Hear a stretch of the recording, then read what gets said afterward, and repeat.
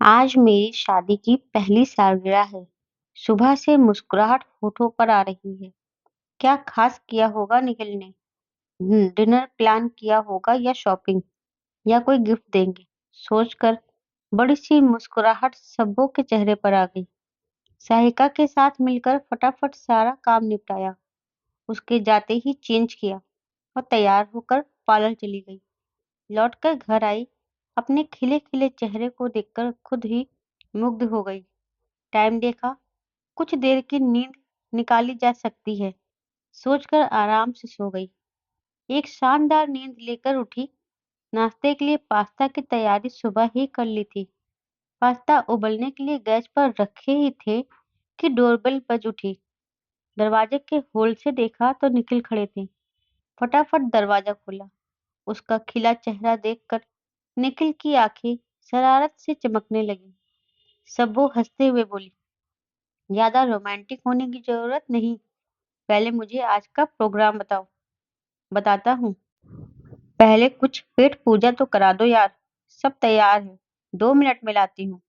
Pasta खाकर coffee भी P ली गई।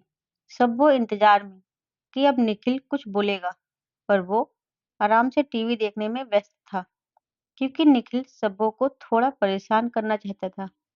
अब सबो मायूस होने लगी। इतनी मेहनत की, इतना पैसा खर्च किया, पर निखिल को कोई फर्क नहीं। वो मन ही मन बहुत उदास हो रही थी। निखिल को ये सब देखकर बड़ा मजा आ रहा था। दरअसल इन दोनों की लव मैरिज हुई थी। दोनों एक दूसरे को कॉलेज के टाइम से चाहते थे और खूब प्यार था दोनों के बीच। 4 साल के रिलेशनशिप के बाद दोनों ने 1 साल पहले ही घर वालों की मर्जी से शादी कर ली थी।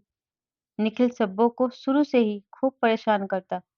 तभी अचानक चुटकी की आवाज सुनकर सब्बो चौंकी तो देखा सामने निखिल थे। जल्दी से तैयार हो जाओ मैडम, डिनर हम बाहर करेंगे। और अरे हाँ, तुम्हारे लिए एक ड्रेस भी लाया हूँ। उम्मीद है तुम्हें फिट होगी। एक पैकेट सब्बू के हाथ में पकड़ाते हुए खुद तैयार होने चले गया। सब्बू एक बार फिर से खिल उठी। ड्रेस बहुत सुंदर पर स्लिम फिट सब्बू के ऊपर खिल गई। अपने को देखकर सब्बू मुस्कुरा उठी। इतने में ही निखिल आया। कुछ पल तो एकटक देखता रहा, फिर बोला, तुम वादा करो हमेशा ऐसे ही रहोगी। हाँ भाई हाँ, अब चले। दोनों ने एक साथ बढ़िया समय बिताया। एक दूसरे की पसंद का खाना, आइसक्रीम खाई। घूमते घूमते थक गए, तब घर आए। अपनी शादी का एल्बम देखा और प्यार में डूबकर सो गए। ऐसे ही प्यार भरे दिन बीतते जा रहे थे। अचानक सब्बों का जी खराब होने लगा। उबकैया आना शुरू हो गई। मम्मी और सासू माँ को बताया तो वो दोनों खुशी से उछल पड़ी। सासू माँ तो तुरंत रिजर्वेशन करा के आ भी गई। डॉक्टर को दिखाया गया। खबर पक्की होने के बाद तो नसीहतों की फेहरिस्त थमा दी गई। ऐसा करना है, ऐसा नहीं करना है। उन आदेशों में भी छुपा प्यार था, जो सुनने में बहुत अच्छा लग रहा था। शुरुआत के दिन कुछ परेशानी भरे होते हैं। पहला अनुभव होने के कारण समझ में भी नहीं आता। ये समय सबों की मम्मी और सासू माँ ने बड़ी कुशलता से निकाल दिया। समय के साथ साथ सब्बो बेडोल सी होती जा रही थी, जो कि स्वाभाविक ही है। निखिल बार बार पूछता, डार्लिंग तुम पहले के जैसे तो हो जाओगी ना, एकदम फिट। सब्बो क्या कहती, वो खुद बढ़ते वजन, चलने फिरने में दिक्कतों की वजह से परेशान थी। सिर हिलाकर हामी भर देती। आखिर उसके लिए भी तो नया अनुभव है। पहली बार ही तो वो माँ बनने वाली है। समय पूरा हुआ। दर्द होने के कपर अस्पताल ले जाया गया। सी सेक्शन से बच्चे का जन्म करवाया गया। कुछ दिन तो सादा, फिर खूब मेवों से भरे लड्डू, पंजीरी और भी न जाने क्या क्या डिश बनाकर उसे खिलाई गई। 2 माह में वो फुटबॉल बन चुकी थी। निखिल का बुरा हाल था। वो दिन रात सबों के पीछे पीछे लगा रहता। बेबी, तुम पतली कब होगी, पहले जैसी? तुम कितनी बेडोल हो गई हो। तुम वो ड्रेस कैसे पहन पाओगी जो मैं इतने मन से तुम्हारे लिए अपनी शादी की पहली सालगिरह पर लाया था। ये सब सुनकर सब्बू पागल होने से लगी थी। दिन रात बस यही सोचती कि कैसा पति है, कैसे आदमी से मैंने शादी कर ली। देख रहा है, 2 माह का बच्चा है।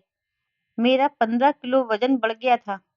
मेरे जादू से करूँ क्या मैं अपने को फिट? फिर सब्बू शांत होकर उसे समझाती कि थोड़ा टाइम लगेगा, हो जाऊंगी मैं फिट। पर समझाया तो उसे जा सकता है जो समझना चाहे। 2 माह के बाद दोनों बच्चे के साथ अकेले रह गए। सब्बू की माँ और सास दोनों अपने घर वापस लौट गए। अब जरूरत से ज्यादा काम का बोझ, मोटापे के कारण सांस फूल जाती, बच्चा रात भर जागता, दिन में भी परेशान करता। सारी दिनचर्या बदल गई। अपने को कैसे व्यवस्थित रखे समझ न पाती। 3 माह बीतने के बाद भी सब्बू अपने को फिट नहीं रख पा रही थी। न सहेलियों से मिलने का टाइम, न पार्लर जाने का। बच्चे को कहाँ छोड़कर जाए, ये भी एक चिंता। निखिल ने आते साथ फरमान सुनाया, सुनो बेबी, कल मयंक की शादी की सालगिरह है, हमें चलना है, तैयारी कर लेना और जोरदार दिखना। मुस्कुराता हुआ फ्रेश होने वॉशरूम चला गया। सुनो निखिल, कल संडे है, आप बेबी को संभालोगे? तो मैं फटाफट पार्लर में आईब्रो क्लीन अप वैक्सिंग करवा आऊंगी। हेयर कट भी लेना है। क्या कहा? Baby sitting? No no no, ये सब मैं नहीं कर सकता। एक संडे ही तो मिला है, थोड़ा आराम तो करने दो यार। पल्ला झाड़कर टीवी ऑन करके आराम से सोफे पर बैठ गया। गुस्से से सब्बू का चेहरा लाल हो गया। उठी, निखिल के पास जाकर साफ साफ बोली, मैं पार्टी में नहीं जाऊंगी। सुना तुमने? बच्चा हम दोनों का है, जिम्मेदारी भी हम दोनों की हुई ना। अगर तुम सपोर्ट नहीं करोगे तो मैं अकेली क्या क्या करूंगी। एक तो तुम्हारा 24 घंटे का बोलना, दुबली हो जाओ, दुबली हो जाओ। मैं कितनी परेशान हूँ, तुम जानते भी हो। क्या मैं नहीं चाहती फिट होना? कोई जादू है क्या जो चुटकी बजाते ही ठीक हो जाए? क्रोध में हाँफने लगी वो। विषय की गंभीरता देखकर उसने सबों को सपोर्ट देने की बात कह तो दी, पर दूसरे दिन काम वाली को 100 रुपए का लालच देकर मना लिया बेबी सिटिंग के लिए। पार्टी में सबो किसी तरह सब मैनेज करती रही। निखिल ने पलटकर देखा तक नहीं। सबो डिनर तक नहीं ले पाई। एक दो फ्रेंड्स ने बच्चे को लेने की कोशिश की, पर वह बहुत अपसेट हो चुकी थी। घर आने पर भी निखिल पर कोई फर्क नहीं पड़ा। आते ही सो गया, सुबह ऑफिस भी चला गया। सबों ने एक निश्चय किया, सासू माँ को फोन किया और सिलसिलेवार सारी दास्तां सुना दी। उन्होंने दूसरे दिन ही आने का वचन दिया। शाम को कार पार्किंग में रखकर निखिल अपने फ्लैट में पहुंचा। बेल बजाई, दरवाजा खुला, देखा सामने माँ और पापा हैं। ताज्जुब हुआ, अरे आप लोग बताया नहीं आने वाले हैं। अरे सब्बू, कॉफी पिलाओ और कुछ खिला पिला भी दो, भूख लगी है जोरों से। सैंडविच की प्लेट निखिल के सामने रखते हुए माँ बोली, सब्बू नहीं है। सैंडविच खाते खाते निखिल बोला, कहाँ गई? आसपास गई है क्या? माँ ने गंभीरता से कहा, वो अपने मम्मी पापा के घर गई, हमेशा के लिए। व्हाट? सैंडविच हाथ से छूटकर प्लेट में गिर गया। ऐसा क्यों माँ? ये तुम मुझसे पूछ रहे हो? उस बच्ची की क्या हालत कर दी है तुमने निखिल। छोटा सा बच्चा संभालना, घर के काम, नया अनुभव उसके लिए था। तुमसे थोड़ा सा सहयोग ही तो मांगती थी, वो तो दिया नहीं, बल्कि दुबली हो का नारा सा लगाते रहे। जानते भी हो कितने बदलाव आते हैं एक लड़की के माँ बनने के समय। पर तुमको कोई फर्क पड़ा कहाँ? पहले की तरह जीवन जीते रहे। पति पत्नी का प्यार ऐसा होता है क्या? पत्नी को पति का सिर्फ प्यार ही नहीं चाहिए होता है, उसे उसका सपोर्ट और साथ भी चाहिए होता है। अब रहो अकेले हमारे साथ, क्योंकि वो अब तो नहीं आने वाली। मम्मी प्लीज ऐसा मत बोलो, मैं सब्बो और बच्चे के बिना नहीं रह पाऊंगा माँ। आवाज भर्रा गई निखिल की। माँ के हाथ पकड़ लिए। आप समझाओ ना माँ सब्बो को, वो आपकी बात जरूर मानेगी, प्रॉमिस। मैं उसका ध्यान रखूंगा, पूरा सपोर्ट करूंगा। मैं उसे दुबला होने के लिए भी नहीं बोलूंगा। सच माँ, मुझसे गलती हो गई। तभी अचानक बेल बजी। दरवाजा खोला तो सब्बो बच्चे को लेकर खड़ी थी। निखिल खुशी के कारण रोते हुए सब्बो से लिपट गया। तुम आ गई, अब मुझे छोड़कर मत जाना। नहीं रह सकता मैं तुम्हारे बिना। सब्बो ताजुब से सबकी ओर देख रही थी। निखिल की माँ और पापा ने जोरदार ठहाका लगाया। बोले, बच्चू अकल आ गई। बच्चे को पोलियो का टीका लगवाने गई थी सब्बो, कहीं और नहीं।